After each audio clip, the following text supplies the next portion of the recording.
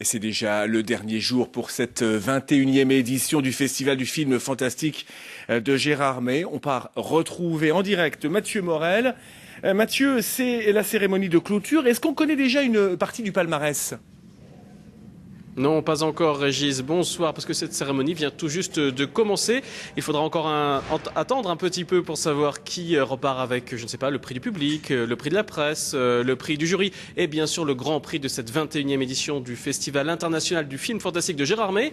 Nous, en tout cas, toute l'équipe de France 3, on espère que 2 films vont repartir avec quelque chose. On a 2 chouchous, 2 favoris. C'est Dark Touch et We Are What We Are. Regardez. Are you all right?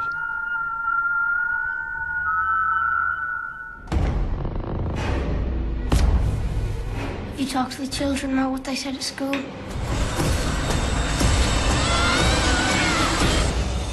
He used to do it. He would make us, wouldn't he? I can't do this. You hungry, Don?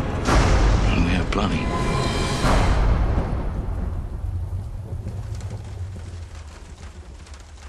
Thank you for the sustenance we receive.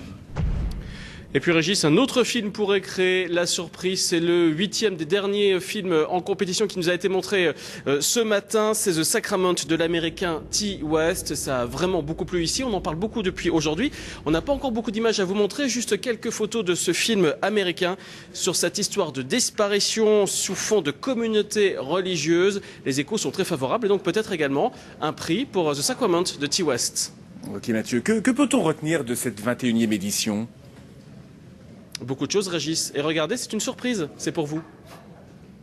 La présentatrice s'appelle comment? Elle s'appelle Régis. Et oui, Régis, écoute, je me caille les couilles à Gérard May, mais je pense à toi. Bon, ça c'est fait, mais faut pas pousser Michael, la preuve. Ça se passe très bien, on est très content, en plus on a le soleil, vraiment une bonne journée. D'accord, mais à part ça, qu'en pensent les chasseurs d'autographes? Je trouve que c'est un peu moins bien, je suis désolé de le dire, mais par rapport à d'autres années, c'était plus vivant. Non, lâche ça! Disons que sont moins connus les vedettes, voilà. Plus difficile à reconnaître. Mais des cadeaux, des cadeaux! À fond encore le festivalier, mais peut-être pas au point de péter un score d'affluence. Sentiment assez mitigé pour être un habitué du festival. Je trouvais que ça manquait un peu de peps, on va dire. On a des films intéressants, mais qui manquent quelquefois un peu de dynamisme, on a trouvé, mes amis et moi. Première tendance donc, mi-figue, mi-raisin pour cette cuvée 2014, mais à Gérard May, la vérité est peut-être ailleurs.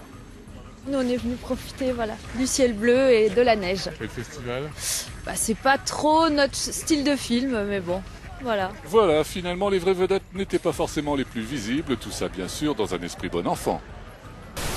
Michael Cohn, pour France 3 Lorraine.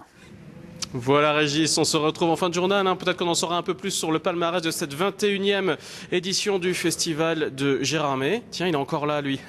À tout à l'heure, Régis. Ok, merci Mathieu et à tout à l'heure. On quitte pour